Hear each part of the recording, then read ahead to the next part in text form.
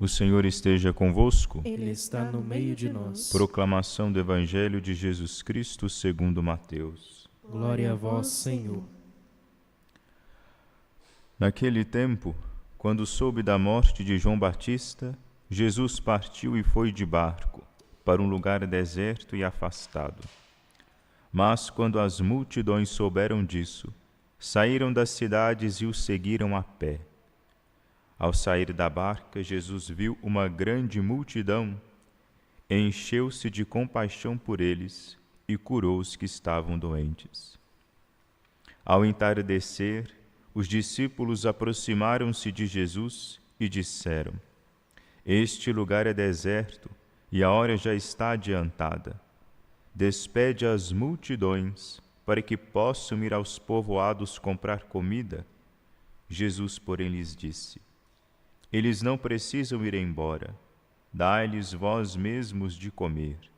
Os discípulos responderam: Só temos aqui 5 pães e 2 peixes. Jesus disse: Trazei-os aqui. Jesus mandou que as multidões se sentassem na grama. Então pegou os 5 pães e os 2 peixes, ergueu os olhos para o céu e pronunciou a bênção. Em seguida partiu os pães e os deu aos discípulos. Os discípulos os distribuíram às multidões. Todos comeram e ficaram satisfeitos, e dos pedaços que sobraram, recolheram ainda 12 cestos cheios, e os que haviam comido eram mais ou menos 5.000 homens, sem contar mulheres e crianças.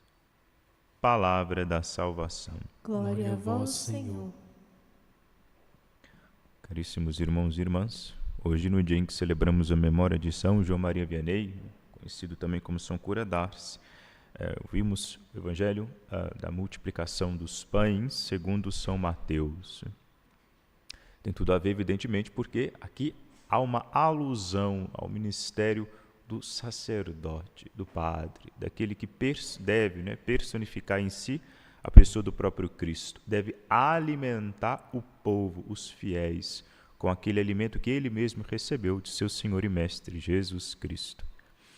E aqui no Evangelho é muito interessante a postura, que Nosso Senhor toma quando ele escuta a notícia da morte de João Batista.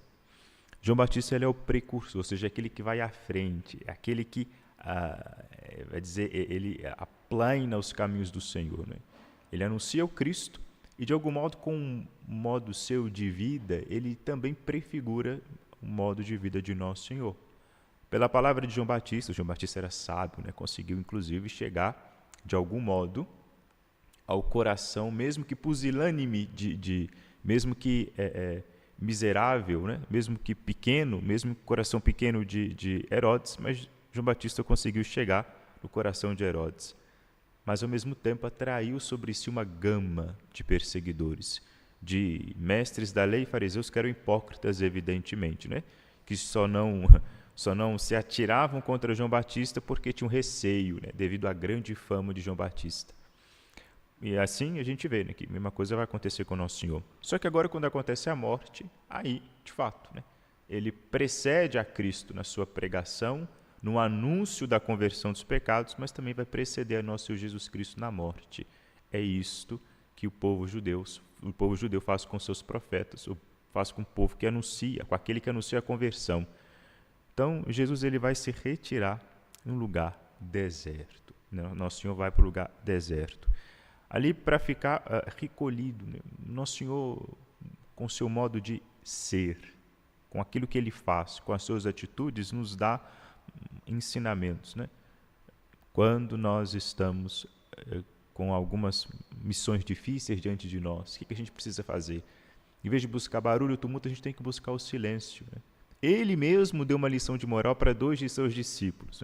Quando os discípulos de Emaús voltavam, estavam em Jerusalém, Jesus morre, eles estão voltando para casa, aparece Jesus e começa a caminhar com eles. Vão chamá-lo de forasteiro e eles vão começar a ensinar, a evangelizar, entre aspas, o próprio Cristo. Estão ali dando aula de teologia para Jesus, Jesus está caminhando com ele.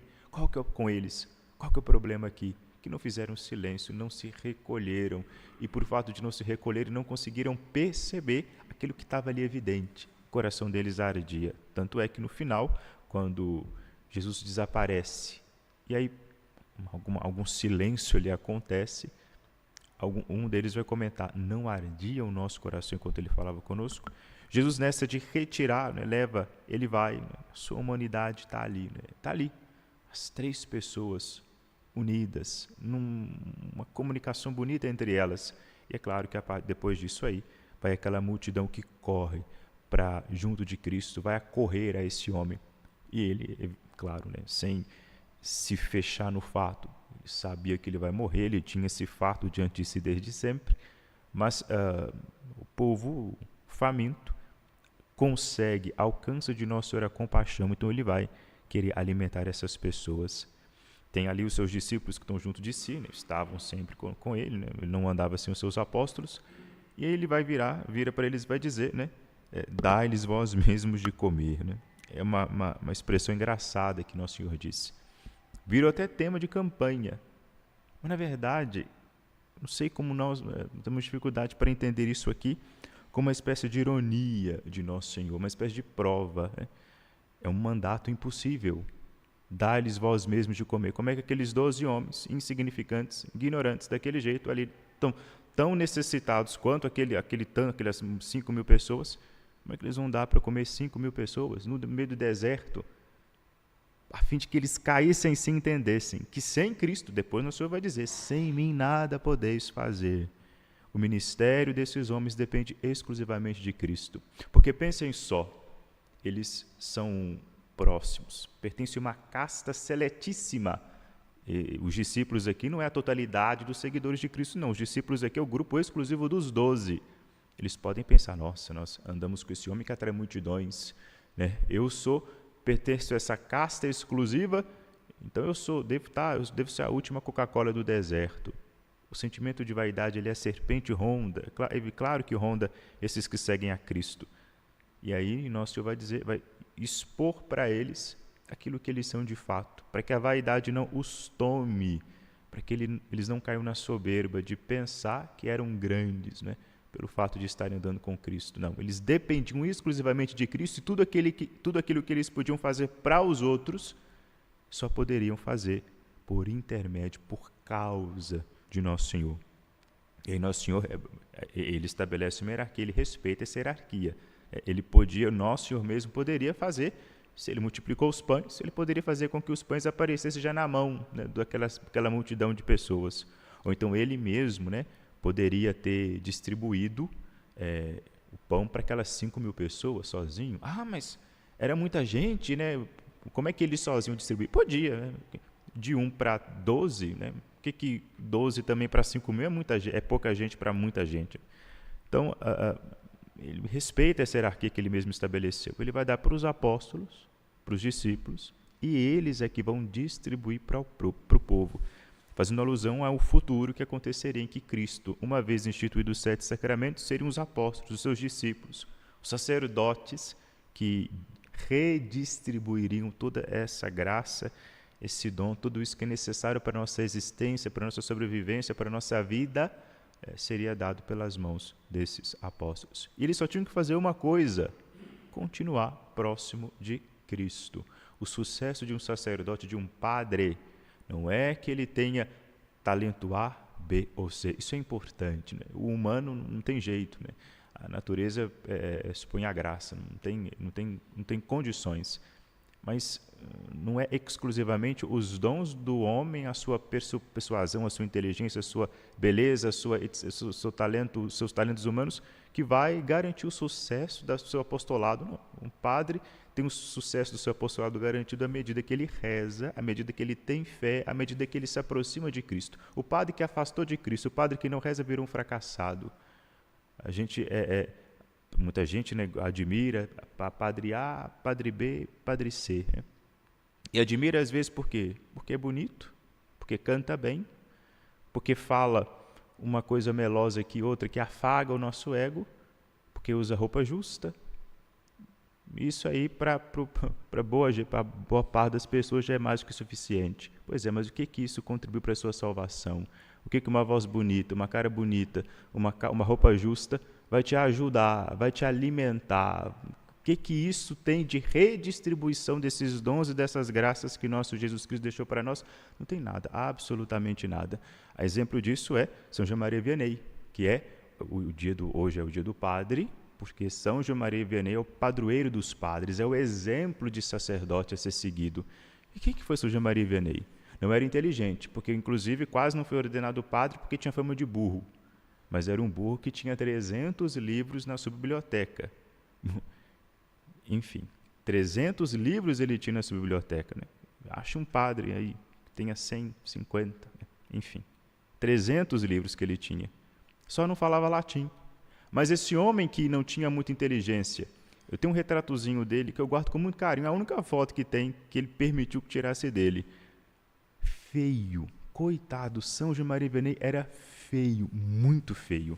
E imaginem só, já não era bonito quando era novo. Depois que fica velho, começa a faltar dente, começa a faltar o cabelo, fica pior ainda. Né? E a foto que a gente tem, que eu tenho dele, inclusive, ele estava mais velho. Feio, franzino, né? Magro, coitado. E ainda assim, conquistou uma cidade inteira. Quando ele chegou em Arte, umas 60 casas de pessoas miseráveis e blasfemas. E ele transforma aquilo ali, como ele mesmo vai dizer. Ele vai dizer que Arnes não era mais Arnes. Passa em frente ao cemitério e vai dizer, isso aqui não é um cemitério, isso aqui é um relicário. Porque uma cidade onde tinha gente pecaminosa, gente pervertida, ele transformou aquela cidade em uma cidade de santos. Por meio, não daquilo que era propriamente seu, não daquilo que era propriamente humano, não através de uma teologia rebuscadíssima e etc., de uma ciência bíblica fora do comum, conhecimento de latim, grego e hebraico, beleza, boa voz, aparência boa, desenvolto, por meio de dissimulações da lei. Não. São João Maria Vianney, por meio da confiança que ele tinha em Deus, por meio dessa proximidade que ele tinha com Cristo, por ser um homem de fé, por ter fé, ele exerceu seu apostolado. Não passou a mão na cabeça de ninguém, não adulou ninguém, não tratou ninguém como pobre coitado. Tratou todo mundo como se fosse filho de Deus, criado para servir unicamente a Deus nosso Senhor, e tendo isso como base, tendo isso na sua consciência, ele exerceu e viveu seu apostolado, alcançando êxito, levando muitos, né, à glória, levando muitos à sua própria santificação. Tanto que São João Maria Vianney sirva de exemplo para nós, né, que nós hoje peçamos que São João Maria Vianney interceda pelos padres, pelos sacerdotes, para que ele faça com que os padres sejam homens, segundo o coração de Deus, sacrificados, oferecidos em sacrifício para a maior honra e glória de nosso Deus, e que nós, né, também agraciados por esses mesmos sacerdotes, né, peçamos também que esses homens possam nos auxiliar, nos ajudar, nos conduzir nesse caminho que conduz à vida eterna. Glória ao Pai, ao Filho e ao Espírito Santo. Como era no princípio, agora e sempre. Amém.